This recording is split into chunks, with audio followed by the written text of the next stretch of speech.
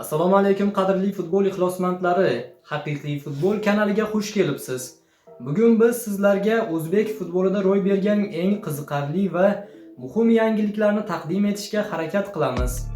Albatta, mehnatlarimizni qadrlagan holda like va podpisatsiya tugmasini bosib qo'yishni unutmang. Biz esa videoni boshladik. Roma sardori Eldor juda g'azablandi.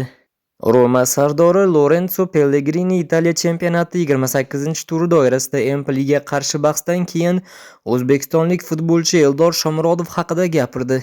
Shomurodov gol urganida yanada yaxshi bo'lardi. U o'sha paytda biroz umidsizlikka tushib qolgan edi. Shuning uchun Eldorga yana gol urishimiz mumkinligini aytib, tinchlantirishga harakat qildim.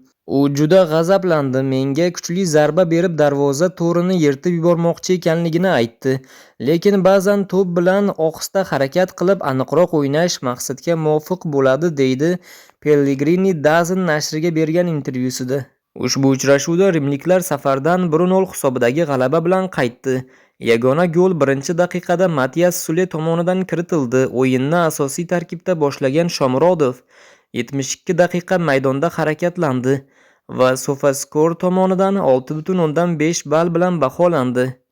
Eslatib o'tamiz, ushbu g'alabadan keyin rimliklar 46 ochko bilan A Seriya turnir jadvalida 7-o'rinni egallab turibdi.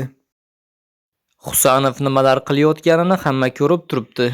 Angliya Premyer Ligasining navbatdagi turida Manchester City safar uchrashuvida Nottingham Forest bilan kuch sinashib, kichik hisobda mag'lubiyatga uchradi.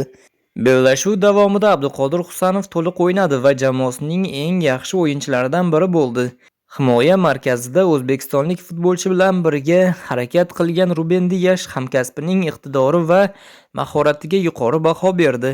Abduqodir Husanov hali ancha yosh, lekin shunga qaramay juda zo'r o'ynayapti. Buni atrofdagi hamma ko'rib turibdi. Men bu galgi uchrashuvda ham u juda kuchli himoyachi ekanini haqiqatdan yana bir his qildim, dedi Ruben Dias. 20-yanvar kuni Lensdan Manchester Cityga ko'chib o'tgan Abduqodir Husanov yangi jamoasi safida barcha turnirlarda 7 ta uchrashuvda ishtirok etib, o'z hisobiga bitta gol yozdirib qo'ydi.